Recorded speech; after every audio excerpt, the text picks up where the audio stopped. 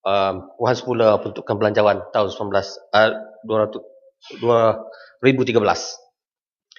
Langkah kerajaan menggabungkan yang dahulunya Kementerian Pelajaran dan Kementerian Pelajaran Tinggi amat tepat sekali dan sesuai dengan waktu ketikanya. Apatah lagi dalam kita mengharungi cabaran abad ke-21 ini, kita menghadapi perkembangan pesat lagi mencabar, terutama dalam bidang ekonomi, politik dan sosial. Ia berlaku di seluruh dunia dan perubahan ini sebenarnya berkaitan dengan sistem pendidikan dan juga perkembangan sistem maklumat. Maka bidang pendidikan ketika ini sebenarnya memang kita tahu amat penting dan mesti berupaya untuk kita lahirkan pelajar yang kreatif, yang mampu untuk menyelesaikan masalah dan mampu untuk berfikir secara lebih kritis. Justru saya percaya pendidikan dia tidak hanya tertumpu untuk melahirkan warga pelajar yang mempunyai pengetahuan dan mampu untuk membaca, menulis dan mengira, tetapi ia mesti mampu untuk melahirkan pelajar yang mempunyai kepelbagaian kemahiran dalam menghadapi cabaran abad ini dan akan datang. Oleh itu, pendidikan mesti bersifat dinamik dan holistik agar sentiasa mampu berubah mengikut keperluan masa. Dan sudah tentulah langkah kerajaan menggabungkan kedua-dua kementerian ini menjadi satu kementerian, saya percaya lebih tertumpu sifatnya dan mampu untuk membuat anjakan lebih tinggi dan mencapai hasrat dalam Pelan Pembangunan Pendidikan Malaysia 2013 dan 2025. Boleh, sila. Ya, sila. Terima kasih, Lenggong.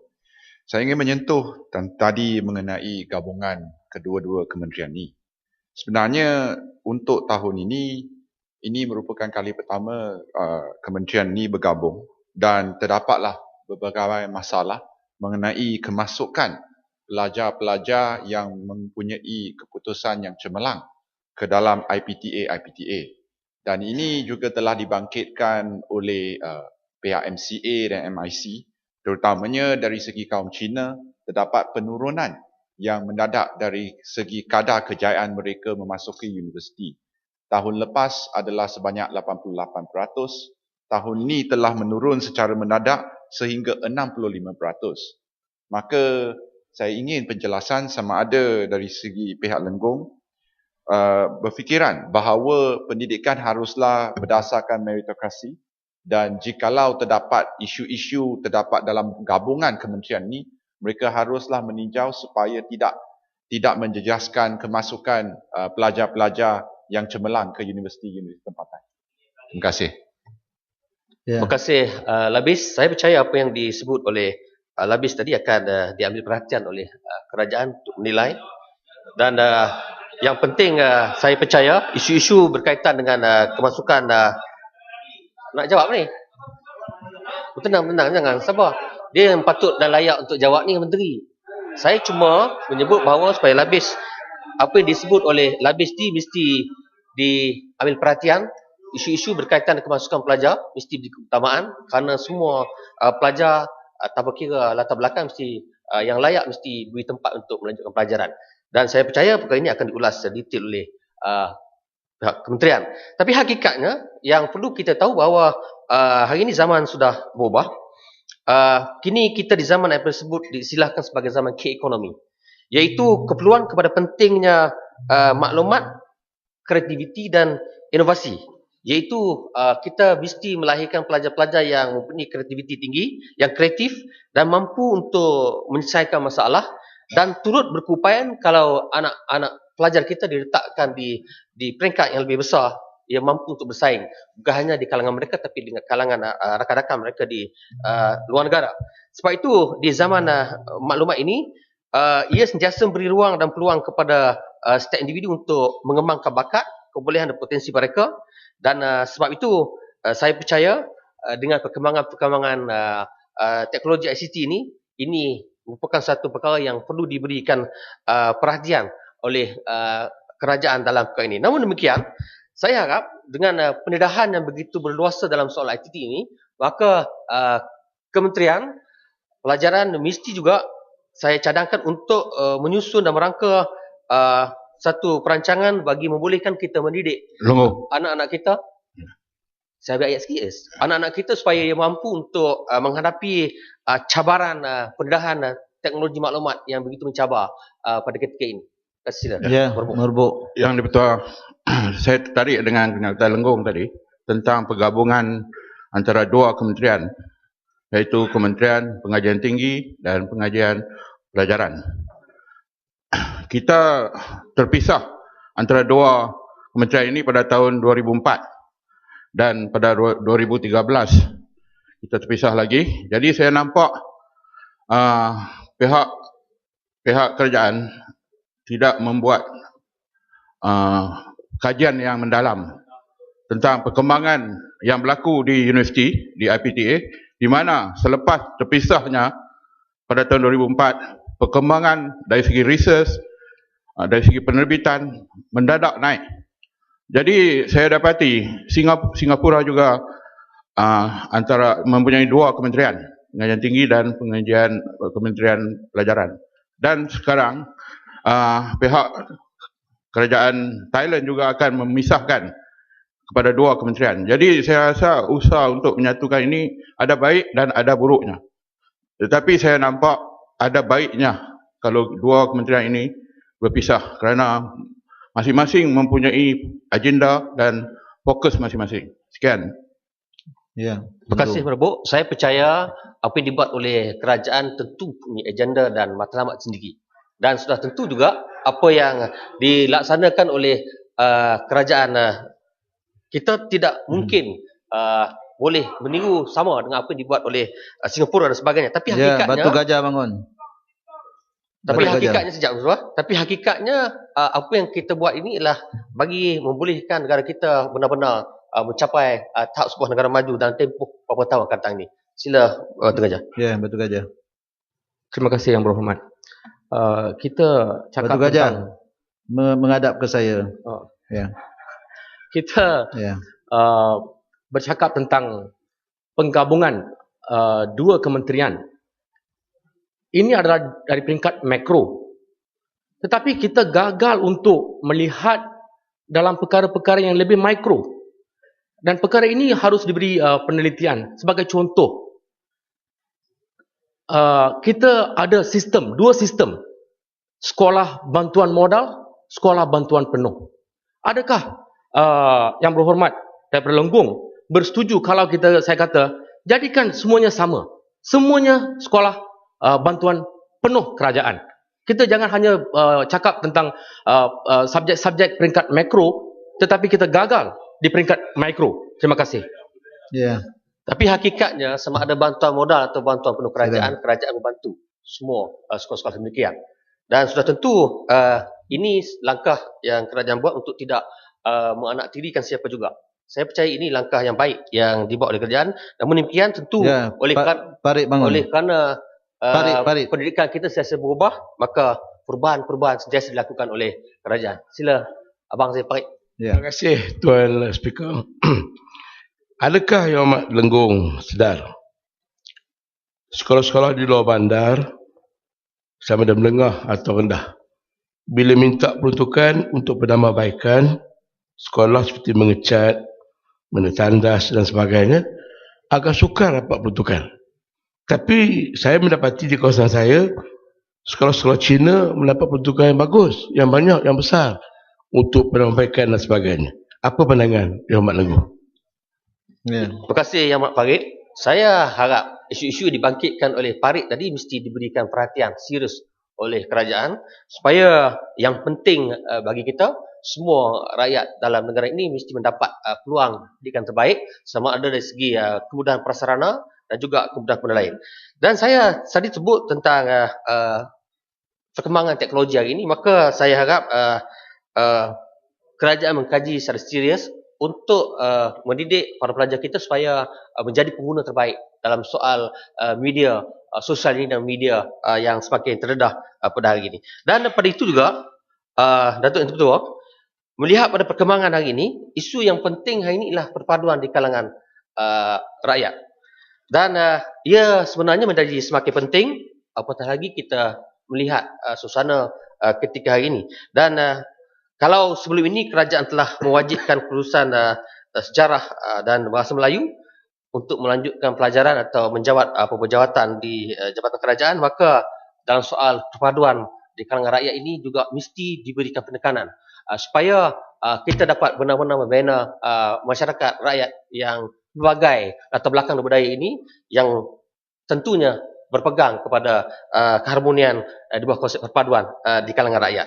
Dan saya percaya juga oleh kerana kita nak bergerak, ada dua yang bangun. saya ambil ayat ni sikit, Sebuti dengan Parit oleh Bentang. kerana kita nak melangkah jauh ke hadapan ini, maka isu-isu perkara-perkara yang dibangkitkan misalnya oleh Dong Zhang Zhong ini tak payah dan tak perlu dilayan lagi, kerana kita mesti melihat ke hadapan. Jangan lagi menoleh ke kiri dan kanan, kerana kita nak letakkan perkara ini pada tahap yang begitu tinggi. Sila Parit Bentang. Lepas ni Parit Bentang. sahabat saya Seremban. Terima kasih. Sebuti bangun. Okey.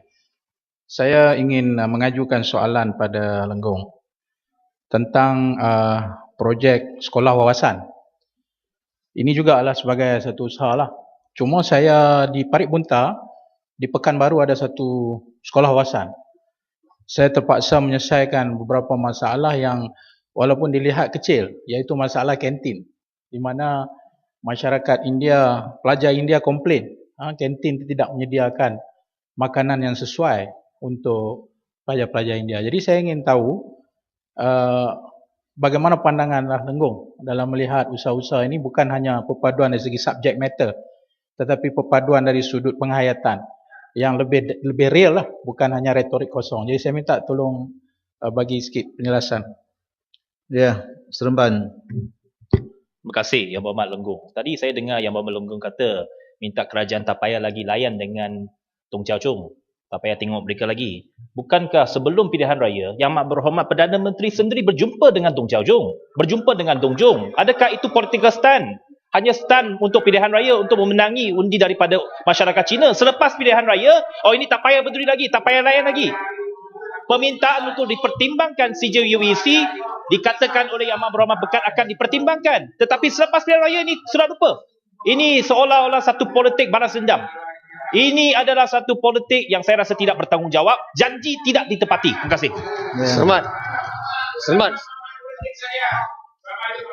Seremban, saya belum menjadi Perdana Menteri.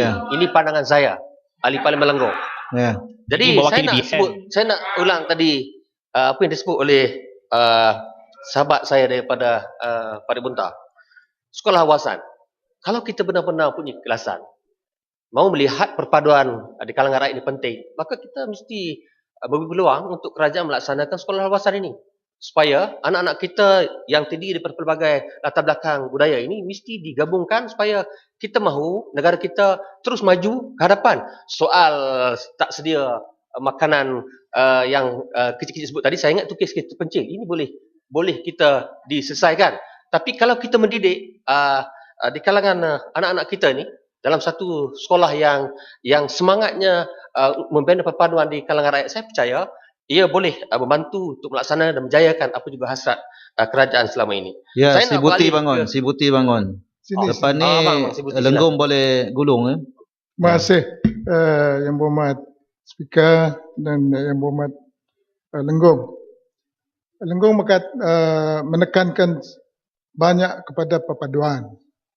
Kalau di sekolah kita itu sudah tidak ada perpaduan, terutama sekali kita mesti menganjakkan perpaduan itu daripada sekolah rendah, sekolah prasekolah. Sedangkan di awal-awal ini kita telah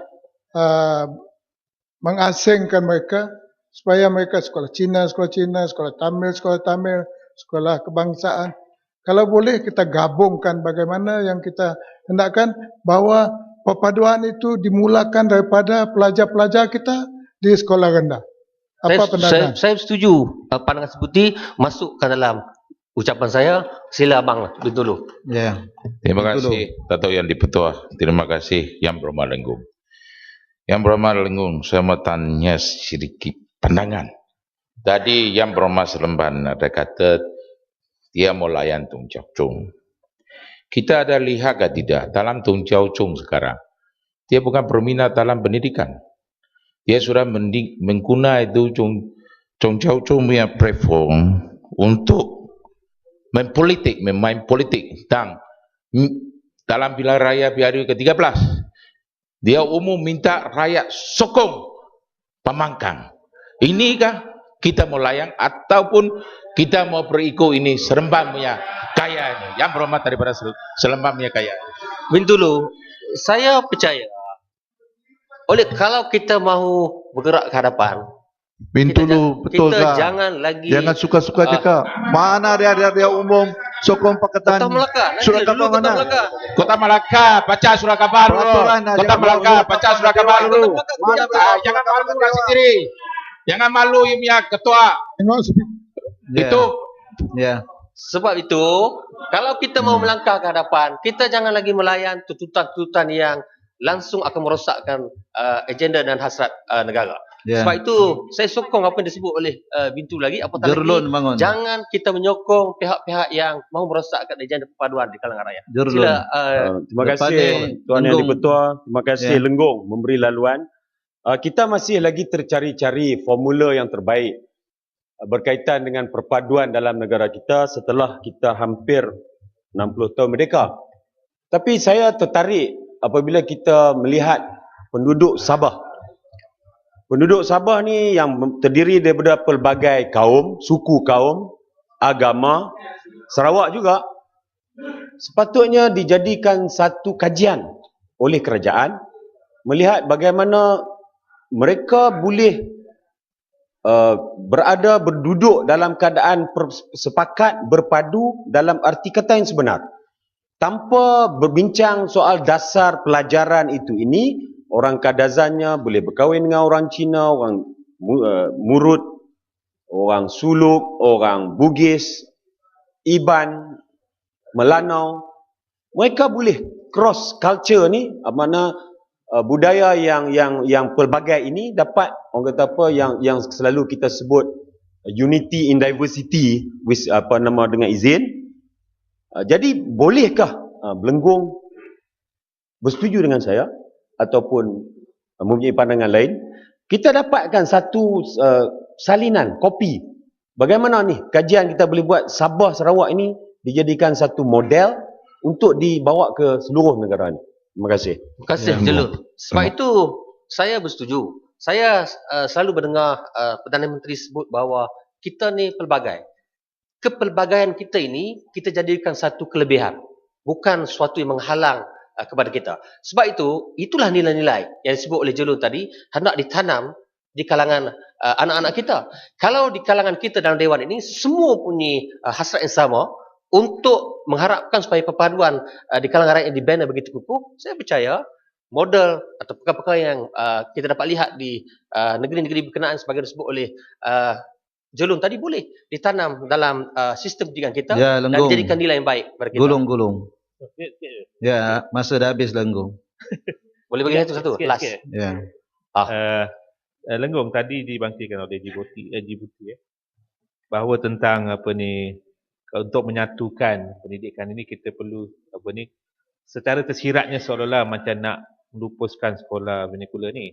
Tapi adakah Lenggong dan juga Djibouti sedar bahawa kalau kita lihat dalam akta pendidikan di mukadimah akta pendidikan itu di preamble dia mengatakan bahawa akta ini dibuat mengambil kira dasar pendidikan kebangsaan yang berteraskan falsafah pendidikan kebangsaan, di mana saya bacakan antaranya bahawasanya adalah dianggap sesuatu yang perlu selagi selaras dengan dasar dengan menyediakan pengajaran yang cekap dan selagi tidak melibatkan pembelanjaan awam yang tidak muhasabah, mengambil kira akan prinsip bahawa murid harus dididik mengikut hasrat ibu bapa masing-masing. Maknanya hasrat ibu bapa kalau mereka nak hantar anak mereka ke dalam sekolah jenis Cina Tamil, ini adalah hasrat yang selaras dengan dasar pendidikan kebangsaan dan juga falsafah pendidikan kebangsaan. Jadi mengapa kita harus membangkitkan isu ini? Sedang ini adalah telah dimasukkan dalam sebahagian daripada akta pendidikan. Jadi saya harap apabila kita beri pandangan, kita harus mengambil kira falsafah dan dasar pendidikan kebangsaan ini yang telah dimasukkan dalam akta pendidikan. Terima kasih. Saya tidak pernah mendengar bahawa kerajaan nak menghapuskan sekolah vernacular ini. Malah inilah satu-satu negara yang ada dalam dunia ini yang mengiktiraf, menghargai kepelbagaian kita ini. Sebab itu apa yang disebut oleh Sepang tadi, saya itu tidak betul. Dan apa yang kita nak lakukan ini, saya lihat dalam agenda negara ini yang termaktub dalam Pelan Pembangunan Pendidikan 2013 hingga 2025 ini adalah untuk membina satu rupa masyarakat yang benar-benar berkeupayaan untuk kita bersaing dalam keadaan, dalam suasana yang lebih mencabar pada masa akan datang. Dan itu betul, saya nak golong, saya harap kerajaan selepas ini, apabila kita menggabungkan beberapa kementerian ini, memberikan tumpuan juga dalam soal pembangunan masyarakat di luar bandar. Oleh kerana pola yang kita diperlihatkan, diterjemahkan oleh rakyat dalam pilihan raya yang baru ini memperlihatkan bahawa perlunya perhatian secara bersungguh-sungguh kerajaan lakukan kepada rakyat dan masyarakat luar bandar yang telah menunjukkan sejak dahulu lagi tidak pernah putus menunjukkan kesetiaan kepada kerajaan Barisan Nasional. Saya harap ini diberi perhatian dan marilah kita sama-sama dengan kerajaan untuk melonjakkan pelancongan dalam negara kita supaya sektor ini diberi perhatian khusus dan boleh memberi pulangan besar kepada negara dan memberi nikmatnya kepada rakyat. Terima kasih. Saya menyokong. Ya, Sungai Petani.